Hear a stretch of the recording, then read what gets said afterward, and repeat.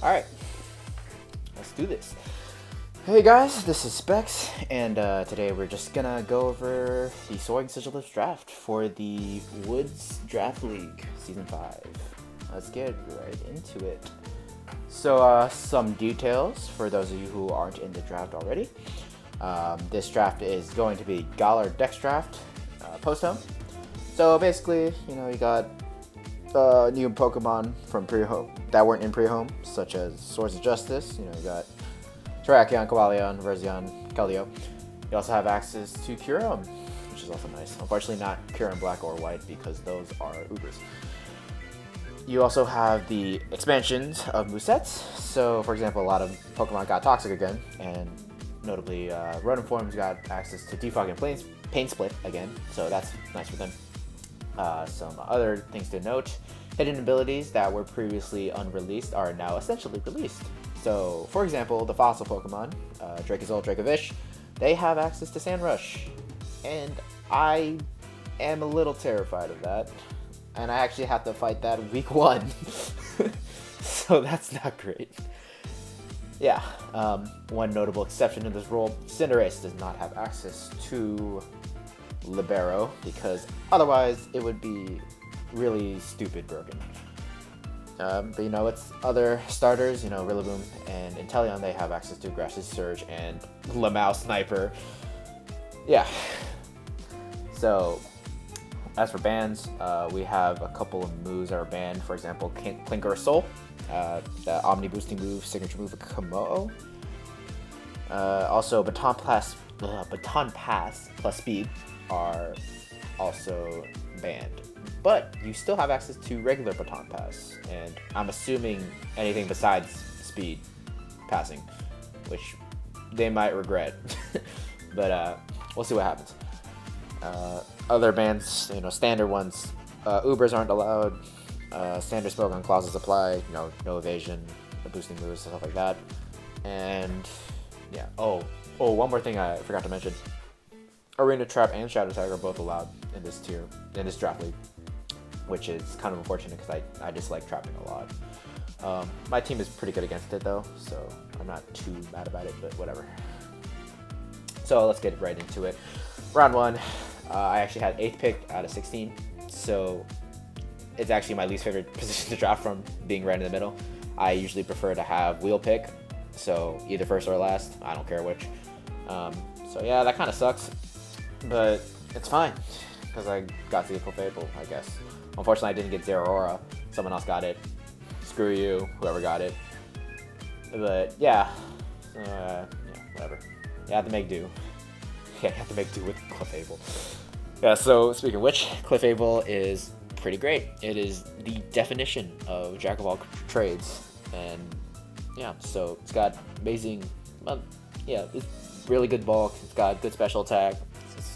Typing is phenomenal. Mono Fairy is just really great. And as for abilities, you got your Cute Charm. Sure. No, I'm never gonna run that. So whoever fights me, yeah, it's not gonna be Cute Charm. You're welcome.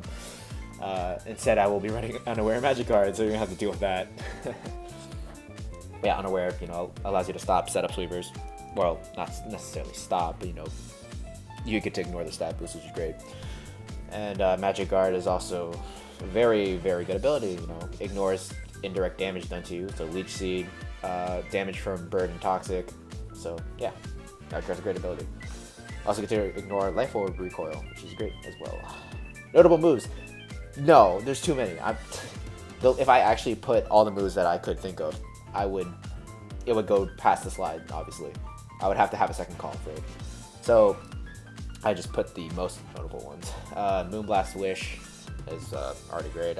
T-Wave. Yeah, I'm going to be using T-Wave. You guys are going to have fun with that. Teleport, also pretty good. I think that Magic Guard Mons are like the only good teleporters in the game because you get to ignore status. You get to ignore status, but you also get to ignore hazards, which I think is super duper important. I mean, like, heavy duty boot teleporters can also work, but like one knockoff and then suddenly you're just taking a lot of chip and it's just like, yeah. Because I mean, with teleport, you're gonna have to take damage because it's a -6 priority move. So yeah. But enough of me getting sidetracked. Let's get back to this. So we also have Calm Mind, so I can do some setup sweeping. And then the holy shit there's too many part include, you know, fire, electric coverage. You got stored power, counter power stuff. So yeah, that's Clefable. It's a very, very decent Pokemon for round 1. Weavile. So as I said before, I wanted Zeraora, and so this is like the next best pick. So very fast, very strong, just not as fast as Zeraora. It is stronger than Zeraora though, so that's great. Got knockoff and Ice Loop Crash, which is, you know, pretty good with its Dark Ice typing. You know, gets that on that. Also gets Ice Shard, which is pretty good priority move, especially coming off of its, you know, Ice Stab. And Low Kick, which kind of rounds out its coverage nicely. It doesn't really need anything besides that, in my opinion. And also gets access to Storage Tanks. So yeah, if someone comes at me with like Nomon slower than my Weavile, I'm just going to run an SD set probably and just wreck train. So yeah, its abilities are kind of meh. Pickpocket might have a little bit of a niche use because, you know, you got Weavile is resistant to knockoff, so you can, you know, switch it on a knockoff, lose your item, and then try to steal someone else's item. So, you know, they got that going for it at least. So that's the Toad. So Dracozolt and Dracovish, as I said before, are allowed, and they have Sand Rush. So I was like, no, I really need a Water Ground type, and Toad is one of the best to Water Ground type. It's got Stealth Rock, which automatically makes it very good. And that with its Scald and Earthquake coverage is pretty nice as well. It's toxic. You can do some toxic protect stalling, I guess.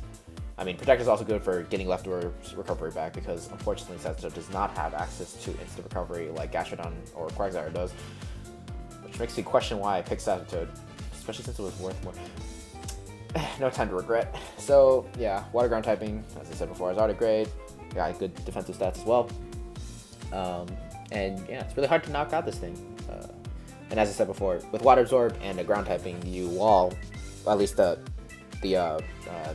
170 base move, Fishious Wren / Bulk Beat that the 2 fossil Pokemon have.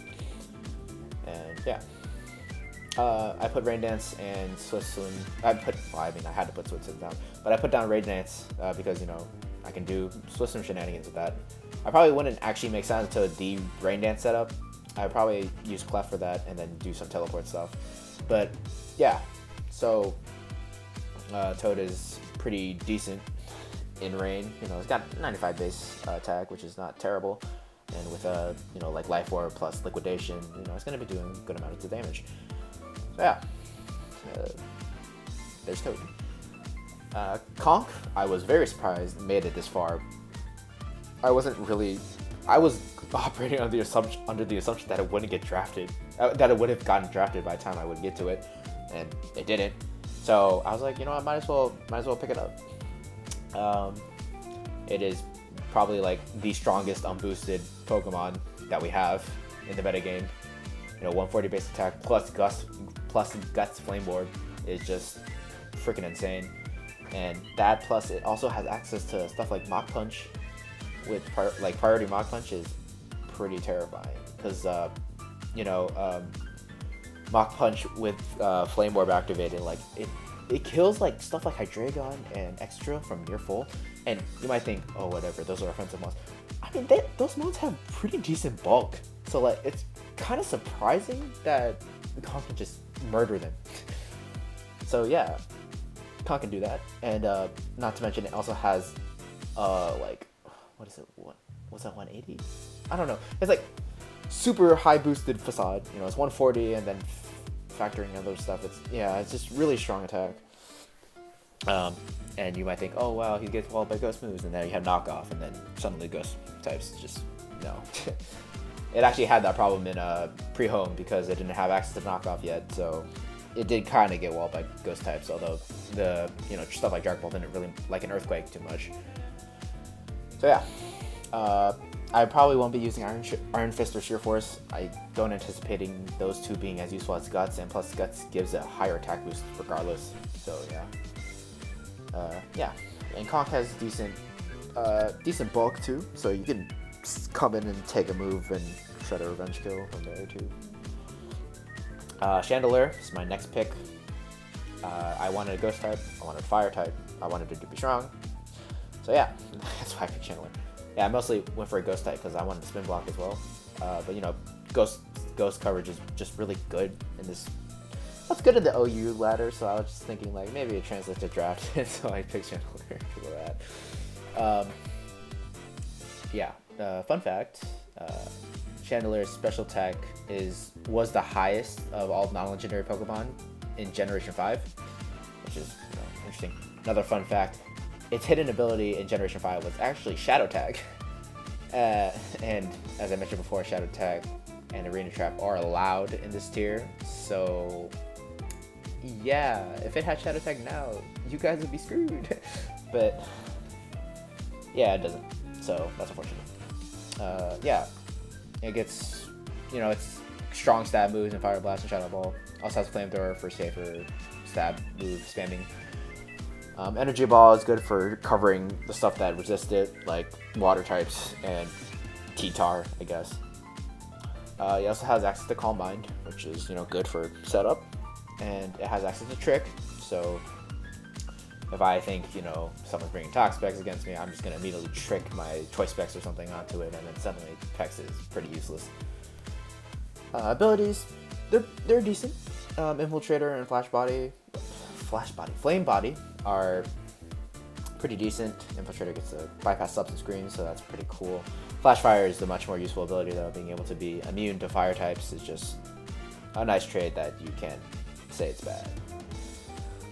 Heliolisk. So my reasoning for picking this was I had a Weavile that was base 125, but I didn't really have anything in between that and like my more bulky Pokemon. So I was just like, I want to get something on the higher end of that spectrum. I want to get something that could outspeed stuff like the Swords of Justice. And Heliolisk does exactly that by 1 base speed point, in fact. So yeah, it also has Volt Switch. If you've noticed, my Pokemon have almost none of them have like pivoting moves, like U-turn or stuff. I do have Teleport on Clef, but that's it. And so Volt Switch is also a very nice addition to the pivoting side of things. So yeah, it has Volt Switch, it has T-Bolt, it also has Hyper Voice for its normal stab, which is pretty nice. Surf and Glare, Surf is good for coverage, but Glare I think was also a very nice side benefit of getting Heliolisk, because being able to paralyze ground types and such, that could save me the game. Yeah. Abilities, they're all weather based, and Dry Skin is obviously the most useful since I'm not running a Stun team or a Sand team. So yeah, being able to absorb water moves, being like a semi-backup check to Dracovish or something like that. Solar Power I maybe might use it if I fight a Sun team. We'll see. And yeah. So that's Heliolisk. And next round I picked Resurrect. So it's already a good special attacker and it's fast. Base 90 is actually really good in the metagame. But the most notable reason as to why I got it was spikes and T-spikes. So, in a draft league meta, you don't really have, some people don't really have access to a lot of flying types or stuff that can ignore spikes. So having spikes is already great. And there are probably people who don't have grounded poison types either. So having T-spikes is even better.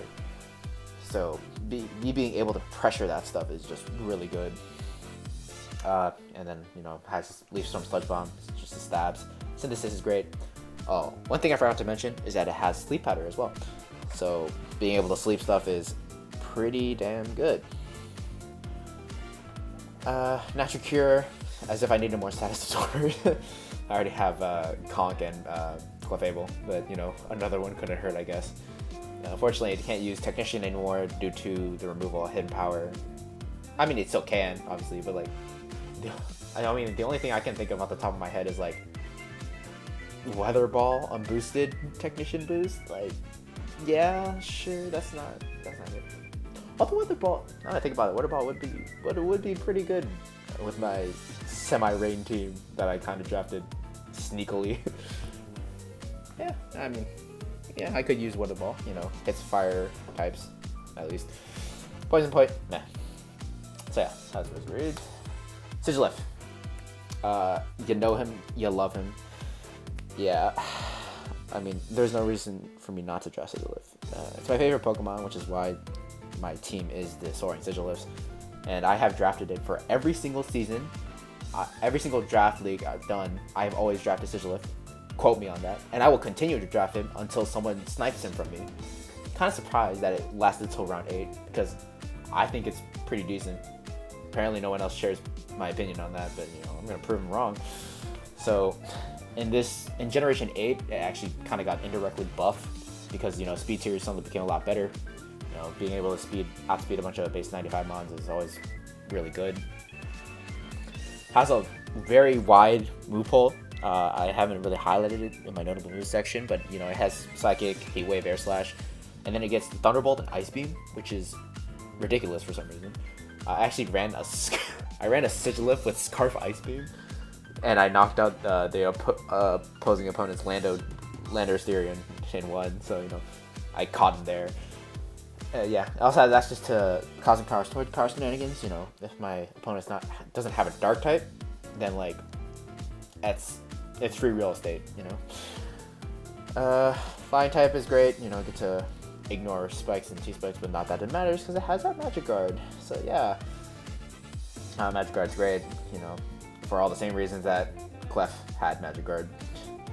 Tinted Lens is also pretty notable. You know, you get to run, you know, like Specs Psychic and Specs Air Slash. You get to hit the Steel types, so I normally want to switch in on that. Wonder Skin. If it wasn't on a Pokemon with Magic Guard, it would be pretty good because you get to have the accuracy of status moves if you didn't know that. So yeah, just status moves directed towards you, not you using status moves. So yeah,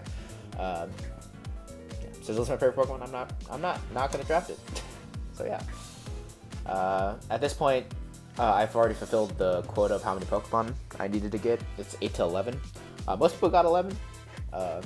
I was just kind of drafting what I wanted, and I didn't realize I was kind of out of points by the end of it. So my last pick was just Fracture.